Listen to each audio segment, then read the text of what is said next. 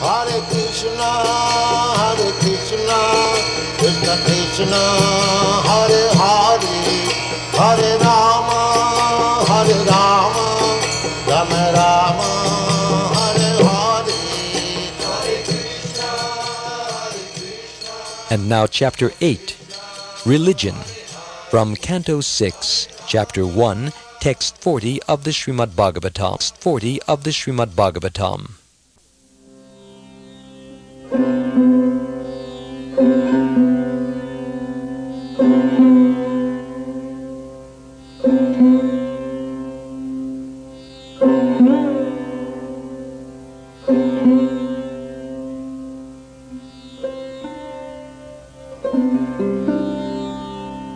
The Yamadutas replied, "That which is prescribed in the Vedas constitutes dharma, and the opposite of that is irreligion.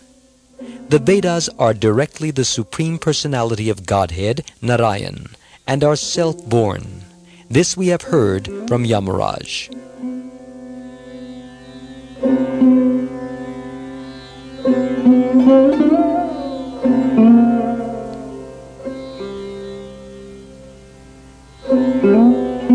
Purport. Vedic principles are accepted as authoritative because they originate with Krishna. Thus, the Vedas carry the authority of the Supreme Personality of Godhead in the same way that law books carry the authority of the government. When it comes to determining what is religion and what is irreligion, there is no such thing as, "This is my opinion," or "I think it means this." Opinion is nonsense. We have to understand God by the process of Shushruma, hearing from the authorized representative of God. In the Bhagavad Gita, chapter 4, verse 1, Krishna says, "Imam vivaspate yogam, proktavan aham avyayam, vivasvan manave praha, manur ikshvakave bravit," which means, quote, "I instructed this imperishable science of yoga to the sun god, Vivasvan, and Vivasvan instructed it to Manu, the father of mankind, and Manu in turn instructed it to Ikshvaku," unquote. This is the way to understand the Vedas, by hearing from the proper authority, the spiritual master. So the Yamadutas were claiming that the Vishnudutas should not hinder them in the performance of their duty, since they were acting under the order of a bona fide authority, Yamaraj. Yamaraj is one of the 12 Mahajanas, great personalities who are authorities in both spiritual and material affairs. He is a Vaishnav, but his thankless task is to punish all the souls who perform sinful activities. Just as the superintendent of police is a responsible, faithful servant of the government, so Yamaraj is a faithful servant of Lord Narayan or Krishna. His task is to chastise sinful persons. If a high court judge is required in ordinary government, why not in God's government?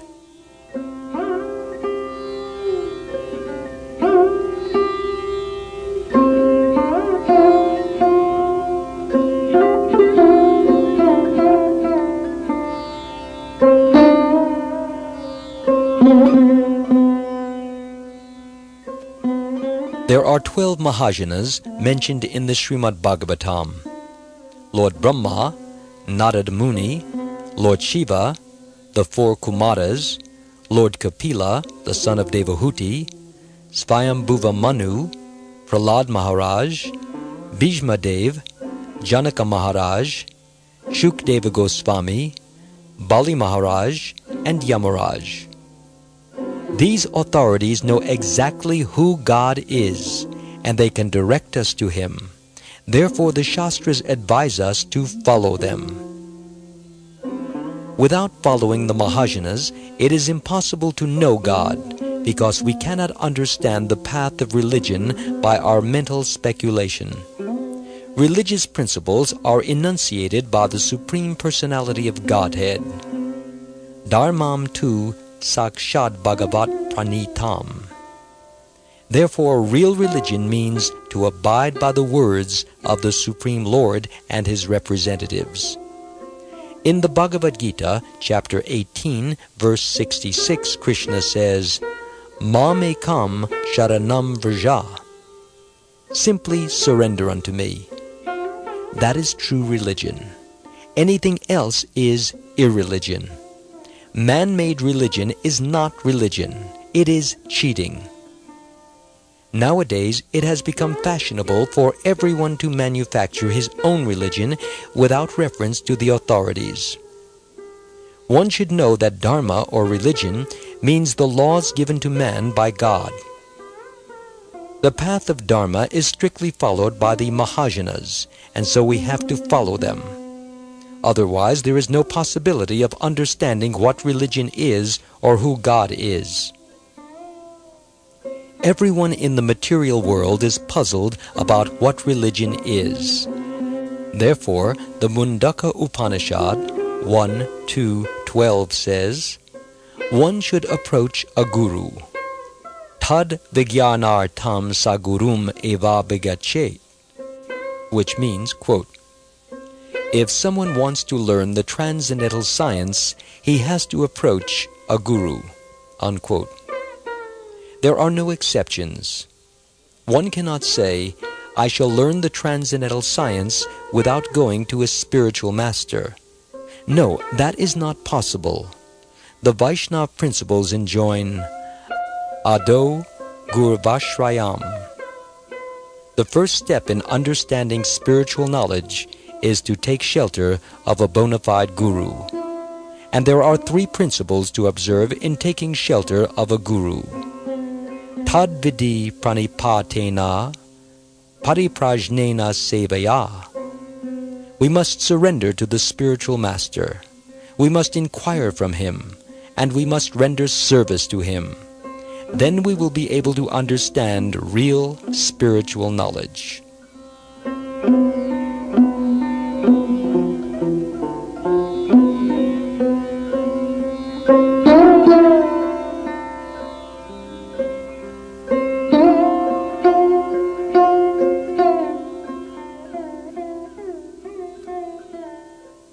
When Sanatan Goswami approached Lord Chaitanya to become his disciple, Sanatan surrendered himself and said, My dear Lord, when I was a minister, people used to address me as a learned man, and so I accepted that I was learned and intelligent.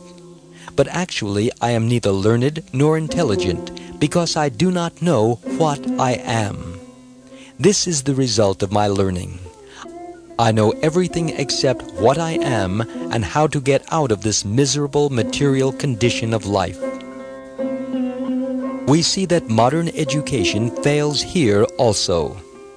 The professor talks about so many things, but if we ask him what he is, he has no answer. Universities award degrees to the graduates who think, I am a PhD, a very learned man. But if we ask that PhD to explain what he is and what the purpose of life is, he will refer only to his bodily designations. I am American, I am male, etc. He can only state his identification with the body, which he is not, and therefore he is fool number 1. At first Arjuna was also thinking in terms of bodily connections. He said, Krishna, how can I fight? On the other side there are my cousins, my brothers, my uncles, my nephews, and my brothers-in-law. If I kill them, their wives will become widows and be polluted, and there will be unwanted children. Arjuna was a very learned man, but he was perplexed. He said, quote, My dear Krishna, now I am puzzled. I am a Kshatriya, and it is my duty to fight. But I am deviating from this duty because I am bewildered and cannot reason clearly. I know you can explain to me what I should do. Therefore I surrender unto you as your disciple. Please instruct me. Unquote.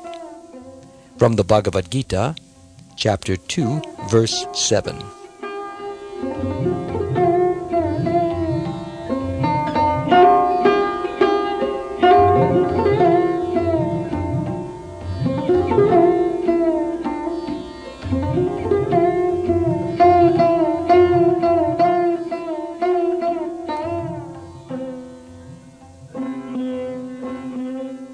The Vedic literature advises us first of all that the guru is not a plaything. One should not think, I must have a guru because it is fashionable, but there is no need to obey his order. That kind of guru is useless, and that kind of disciple is useless also. Accepting a guru is very serious. You must seriously find out who is a bona fide spiritual master, one who can solve the problems of your life.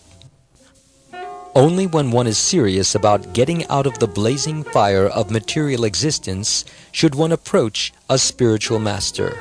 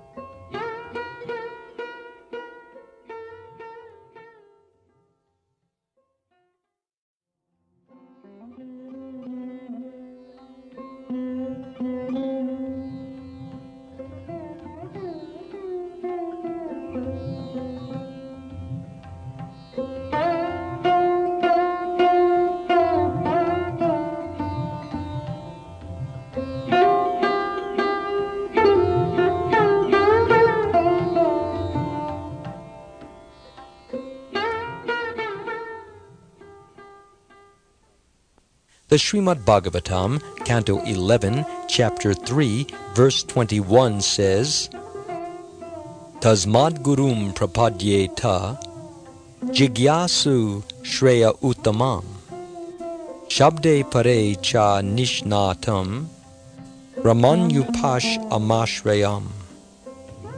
One who wants the ultimate benefit in his life must surrender to a guru. The guru must be well versed in the Vedic literature and know its conclusions. And not only must he be well versed in the scripture, but in his life he must have adopted the path of Vedic principles without deviating in any way.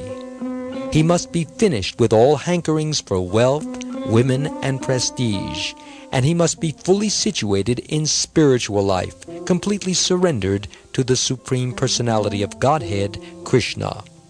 One should try to find such a personality and accept him as one's spiritual master. So the servants of Yamaraj replied quite properly. They did not manufacture principles of religion or irreligion.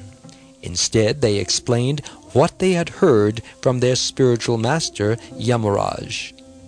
Mahajano yena gata sa panta. One should follow the Mahajana, the authorized person.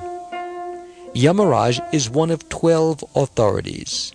Therefore, the servants of Yamaraj, the Yamadutas, replied with perfect justification when they said, Shushruma, we have heard from our master Yamaraj.